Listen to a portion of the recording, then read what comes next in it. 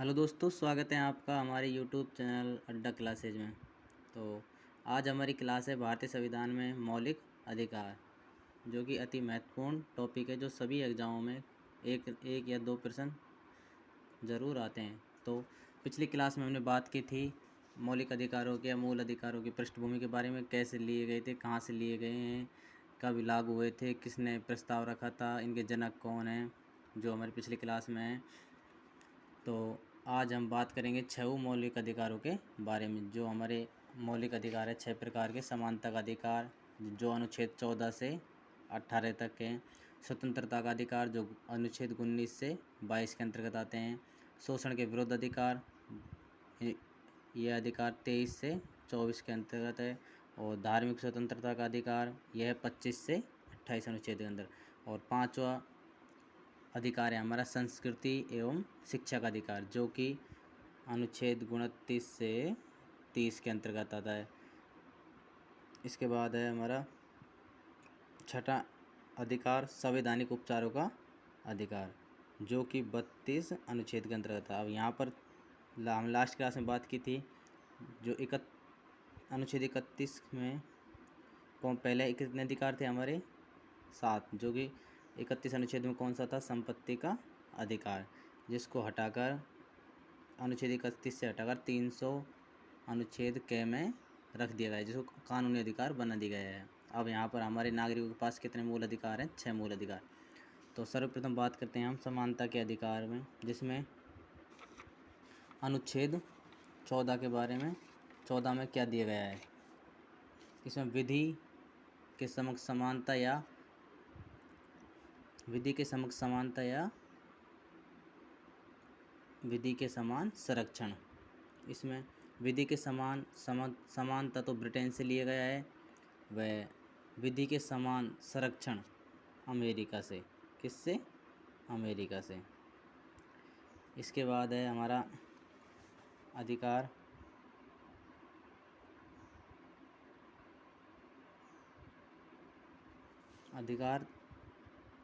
समानता का अधिकार में अनुच्छेद 15। अनुच्छेद 15 में क्या दिया गया है? धर्म, मूल, वंश, जाति, लिंग तथा जन्म स्थान के आधार पर विभेद का मतलब कोई भेदभाव, प्रतिषेध या प्रतिबंध हैं। राज्य में सभी नागरिकों के मध्य केवल धर्म और मूल जाति के तथा जन्म के आधार पर भेदभाव नहीं किया जाएगा। इसमें अनुच्छेद 15 में 03, इसके अंतर्गत राज्यों को महिला तथा बालों को विकास के लिए विशेष उपबंध। इसमें भी अनुच्छेद 15 में भी अनुच्छेद 3 इसके अंतर्गत इसमें दिया गया है, महिला और बच्चों के लिए विशेष उपबंध किए गए हैं। और अनुच्छेद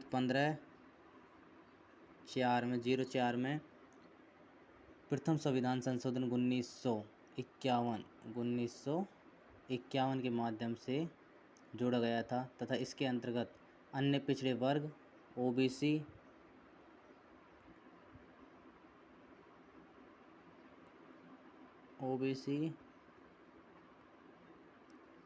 एससी और एसटी कल्याण के लिए उपबंध की शक्ति प्रदान की गई थी।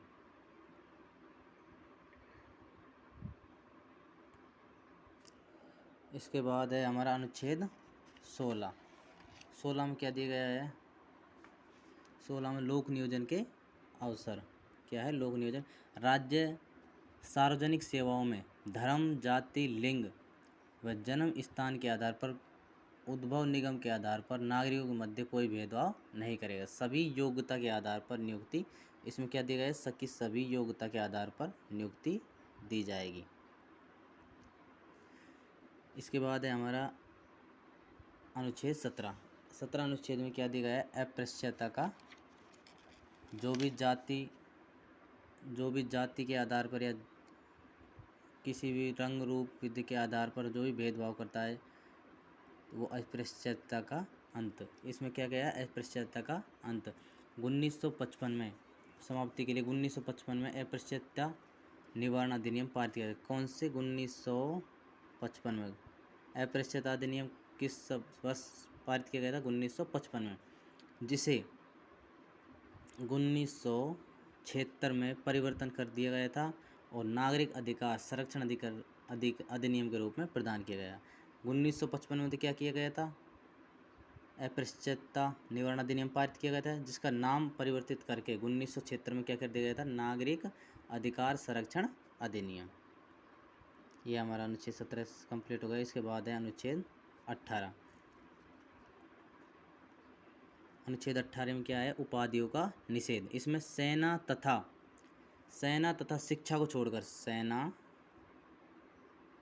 तथा शिक्षा या एजुकेशन, शिक्षा को छोड़कर, सेना तथा शिक्षा को छोड़कर कोई भी उपाधि प्रदान नहीं की जाएगी। राष्ट्रपति की पूर्व स्वीकृति से विदेश में कोई भी सम्मान अथवा पुरस्कार उपाधि प्राप्त की जा सकेगी। शिक्षा या सेना को छोड़कर किसी को भी उपाधि प्रदान नहीं की जाएगी, सिर्फ सेना और शिक्षा में ही उपाधि दी जाएगी।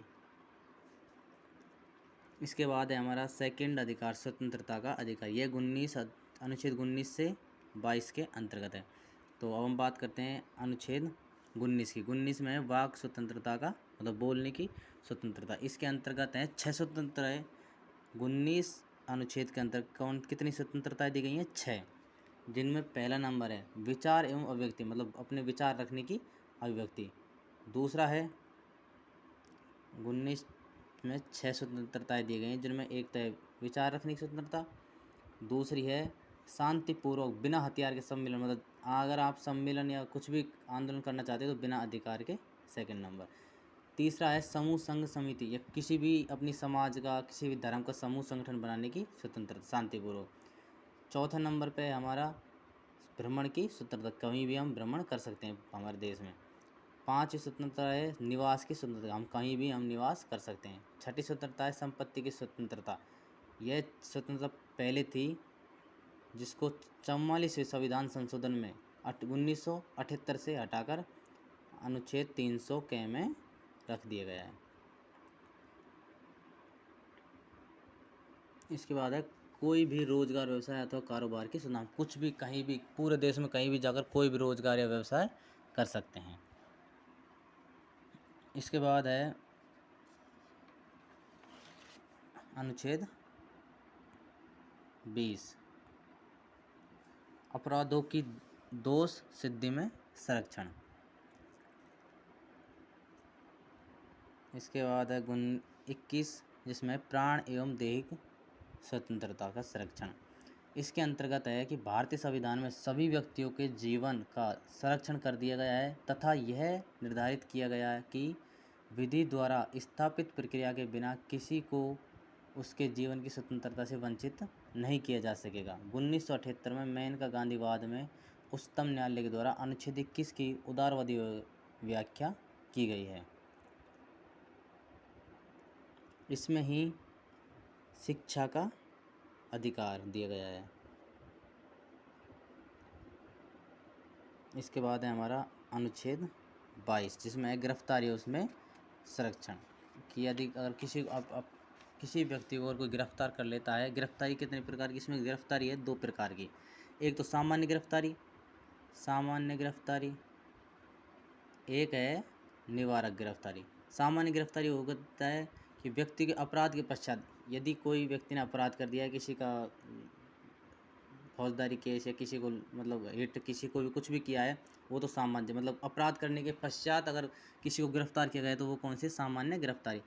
और दूसरी है निवारक गिरफ्तारी। यह वो है कि इसके अंतर्गत व्यक्ति को अपराध के पूर्व ही, अपराध नहीं किया गया है उसके पूर्व ही व्यक्ति को गिरफ्तार किया जाए, क्योंकि व्यक्ति किसी अपराध का अंजाम नहीं दे, अगर उसका कोई ऐसा एहसास हो जाए कि ये व्यक्ति इस अपराध को कर सकता है, तो उसको अपराध को रोकने के लिए उसे पहले ही, अपराध से पहले ही गिरफ्तार किया जाता है। तो उसे क्या कहते हैं, निवारक निरोध गिरफ्तारी। क्या कहते हैं,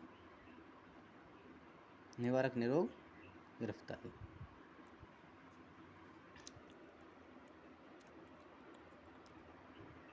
इसके बाद है हमारा नंबर 3, शोषण के विरुद्ध अधिकार।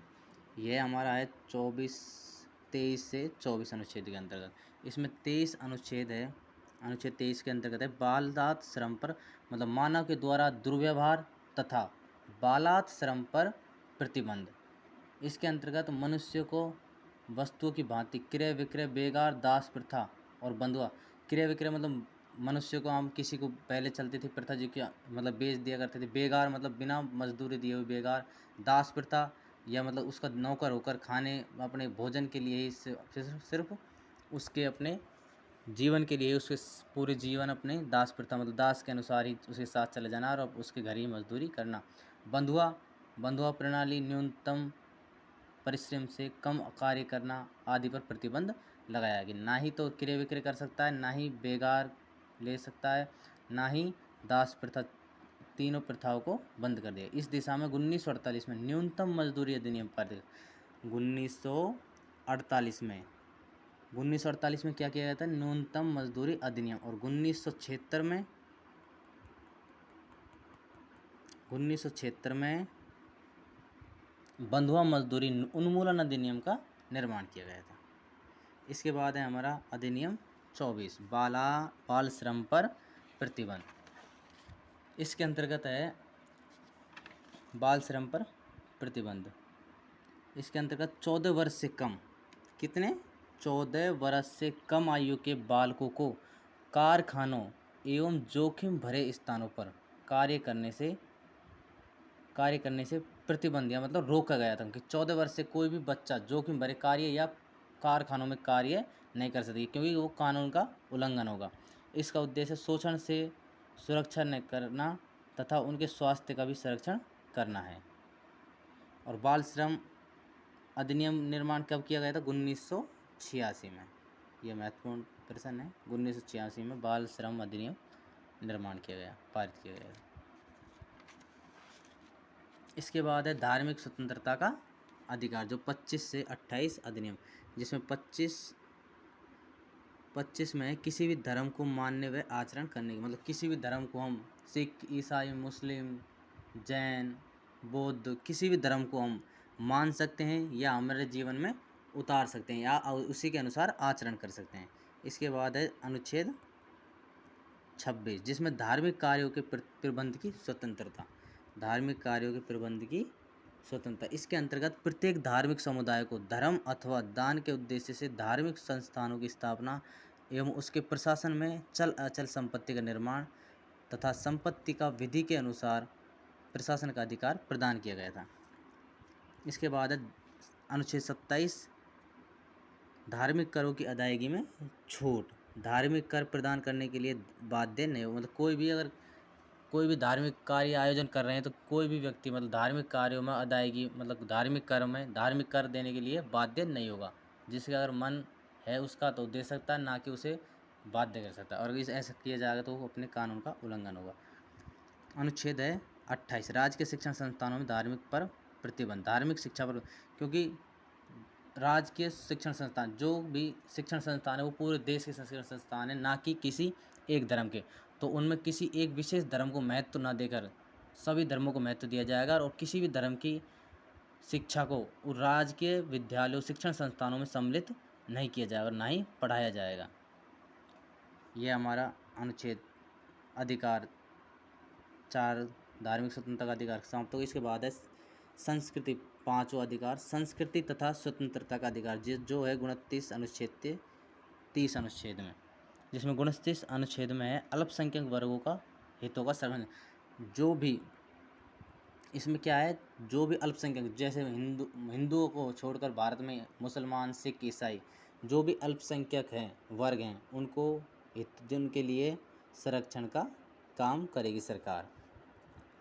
जिनके स्वयं भाषा, लिपि, संस्कृति को बनाए रखने का अधिकार होगा।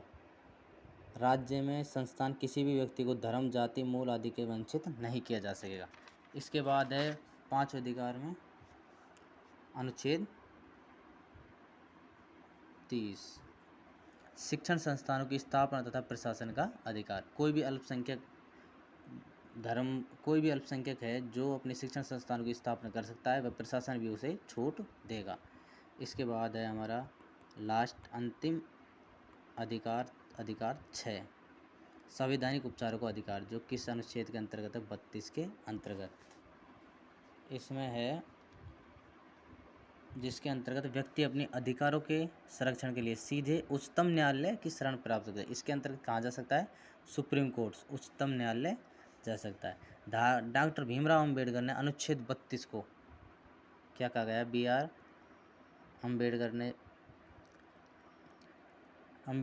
भीमराव अंबेडकर ने कहा है कि अनुच्छेद 32 को भारतीय संविधान की आत्मा या हृदय, दिल, दीवार की संज्ञा दी गई, जो कि अत्यंत महत्वपूर्ण स्टेटमेंट है, जो अधिकतर एग्जाम में आता है कि डॉक्टर भीमराव अंबेडकर ने अनुच्छेद 32 को क्या कहा है? आत्मा, हृदय, दिल, दीवार और दीवार की संज्ञा दी गई है।